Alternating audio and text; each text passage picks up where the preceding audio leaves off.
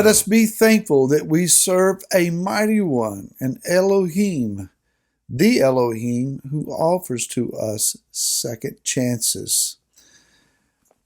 Hi, this is Barry Phillips with 10-Minute Torah, day number 4 of the Torah portion, Ba'aletecha, and when you raise up is the term.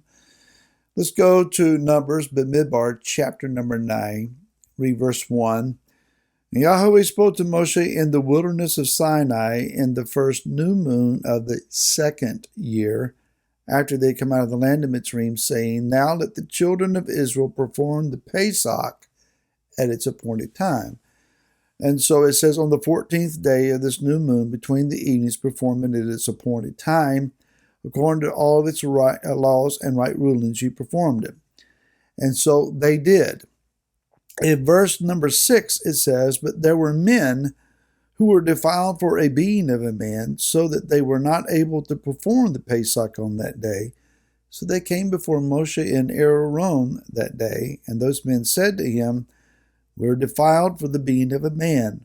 Why are we withheld from bringing near the offering of Yahweh at its appointed time among the children of Israel? Moshe says, Well, let me go talk to Yah about this.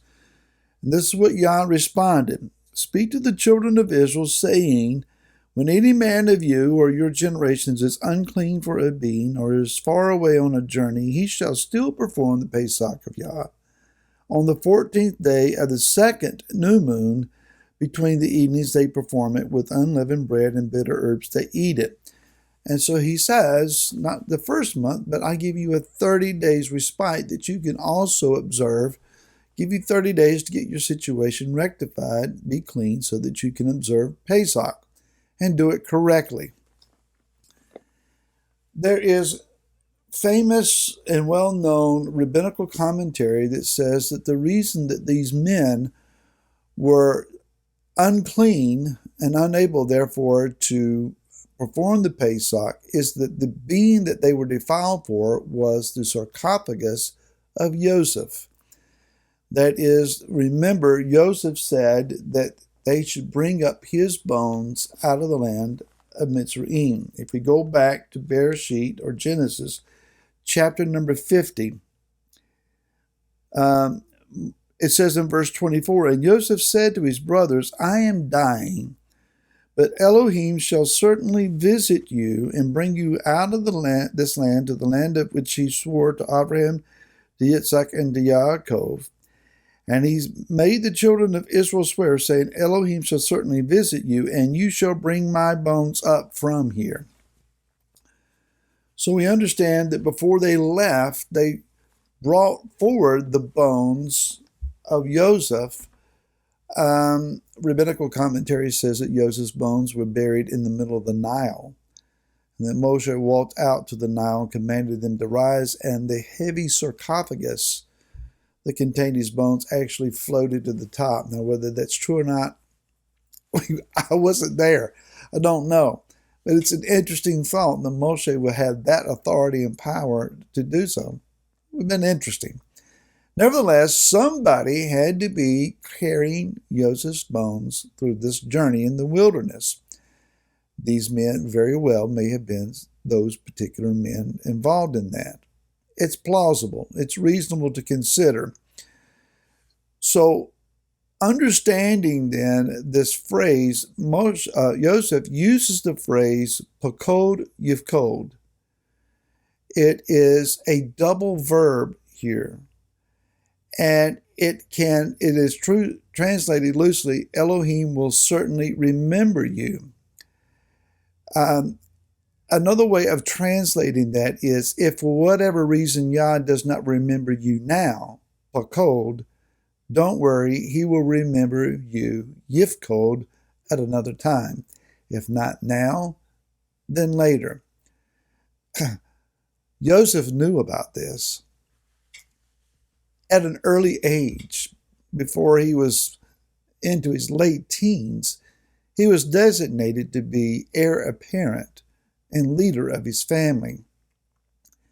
He didn't necessarily walk in wisdom, and while all things done were not necessarily his fault, he didn't help anything by constantly promoting his own leadership and grand dreams that he received through prophetic understanding that would affirm that. He could have kept those things to himself, but no.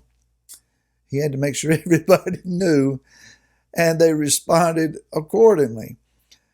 He also knew about second chances, being in Potiphar's house and then in prison.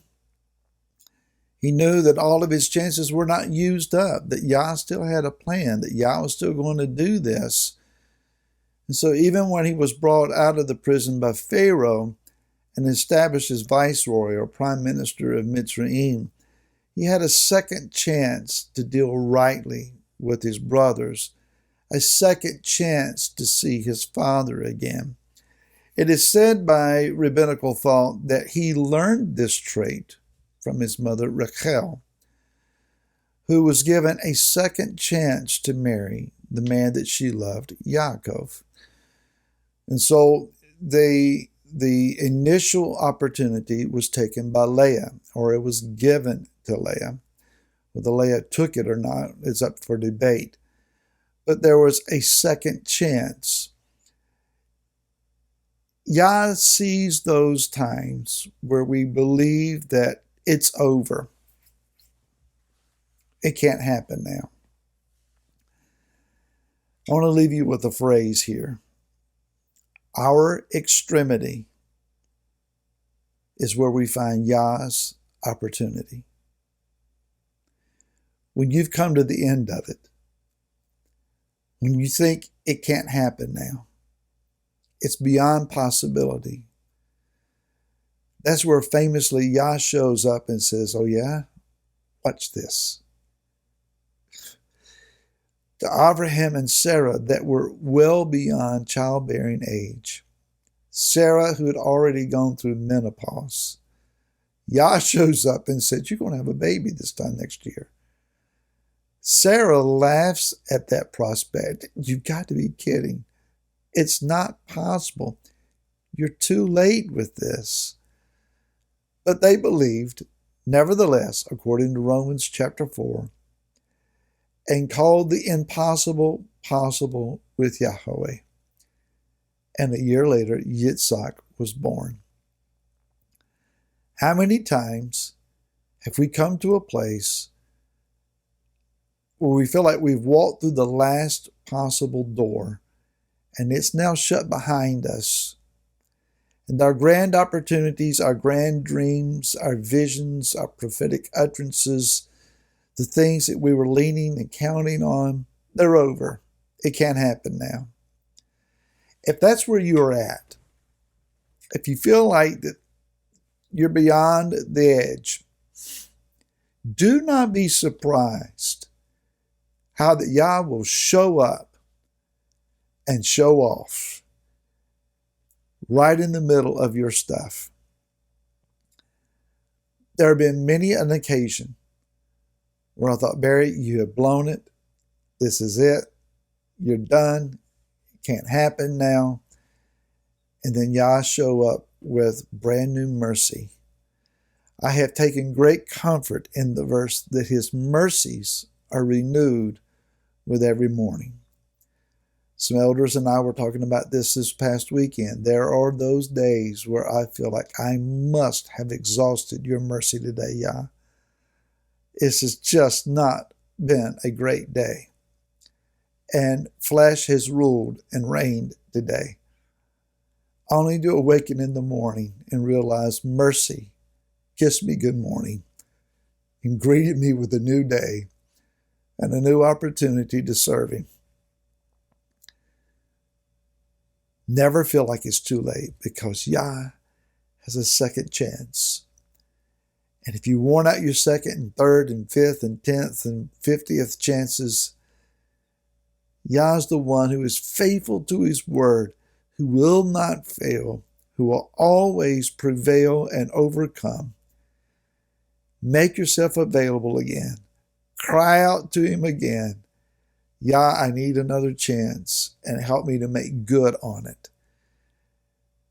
They were carrying the bones of Joseph through the wilderness, and Yah said, I'll give you another opportunity. I understand what you're doing. So here's your chance. Take it. Take advantage of it. And we'll see you again tomorrow. Till then, shalom.